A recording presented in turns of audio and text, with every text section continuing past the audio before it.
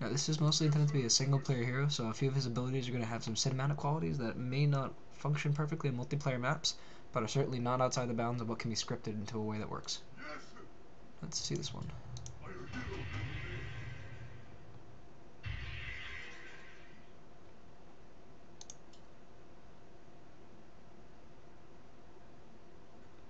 A little much for an RTS hero, but very fun to watch. Now then, we'll watch Steel Storm.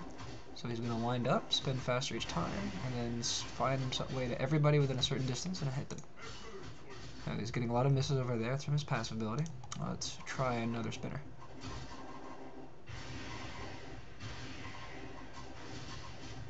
Alright, we're in a little trouble here, so let's try splitting up. So that gives us honor, strength, and courage.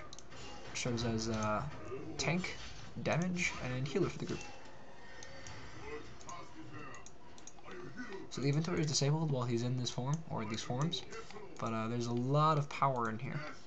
So it's really, really great for when you're caught in a pinch, or just need to deal with more than one unit can rightfully handle.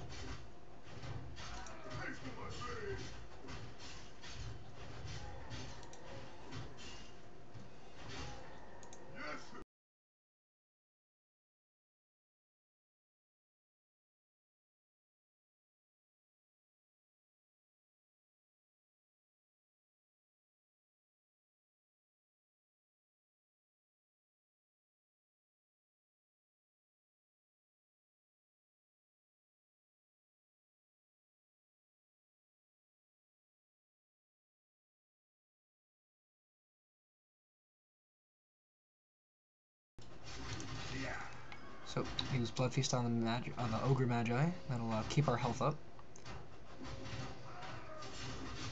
He was hit with a level 2 Infest, so we got a couple of mindless ghouls, which are running away as predicted. Although if we tell them to, they will go and attack.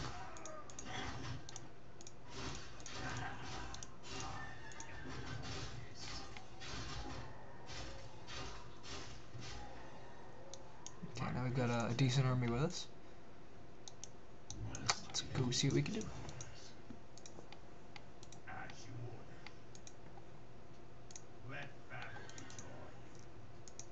Now let's see how he handles a larger group. Let's see Rampant Death in action. So there's a Revenant. He's throwing a great deal of red lightning at this Berserker here. And when that Berserker dies, now he's mine. Oh, I'm losing some of those ghouls.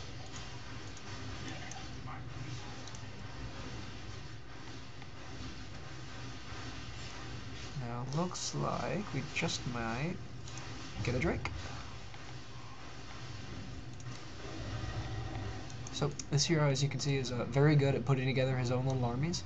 It's a little tricky to keep them all under control, and none of them last particularly long.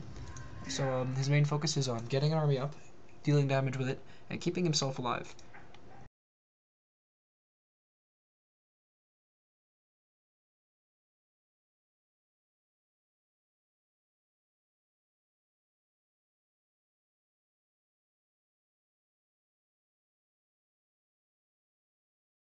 And the Pyromancer.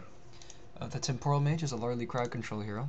He's got a Gravitic Anomaly for some mild AoE damage and attack rate slow for the area of effect. Repulse, which is a really nifty trick, which will actually take all enemies in a radius from him and move them all to a random distance away from him. This is really useful for getting out of the way, and all enemies that get moved from his immediate vicinity to something farther also get stunned. The effect is slightly less on heroes. Finally, second to last, he's got Frame Shift, which is another crowd control mechanic. This slows the move speed and attack speed of all enemies caught in its field for a length of time. He does not have to channel, though it has a long cast time. Once it's finished, the field stays up and can be used to either cripple an enemy attack force or to get the Temporal Mage out of danger. For his final ability, we have a moderate damage but huge area AoE based on the Stampede mechanic. Next we've got the Pyromancer, who's a good complement to the Temporal Mage. He's got, let's start up with a Molten Aura, which is the closest thing he has to defense. This is a point-blank AoE damage aura, so any enemies caught within melee distance of him will be taking damage constantly.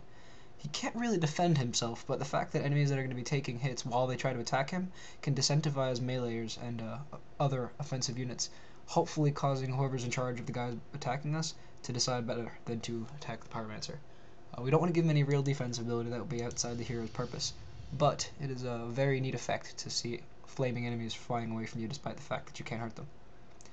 Next up, he's got Soulfire, which is a single target damage followed by damage over time. The idea is to have a very long duration and very moderate damage per hit, so that you can hit this guy at the beginning of a battle, and it will not win it immediately for you, but will be good for long-term effects. So if there's a 10 or 20 second bout between two heroes, this can help you win a lot more than a single hit which gets ignored sooner after.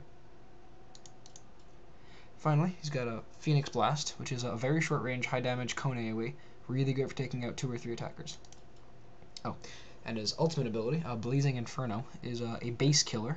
The cast distance and AoE are carefully chosen so that it's almost impossible to throw it down without getting caught inside of it, and the damage will hurt the caster. So the offensive potential in this one is huge, but it's very hard not to get caught in your own blast. So, let's go see these two in action.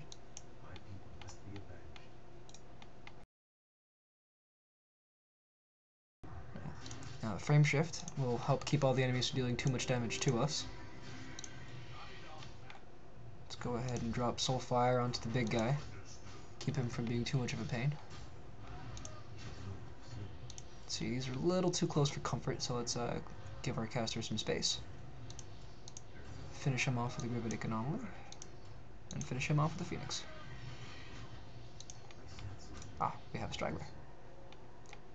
So, that is the Temporal Mage and the Pyromancer.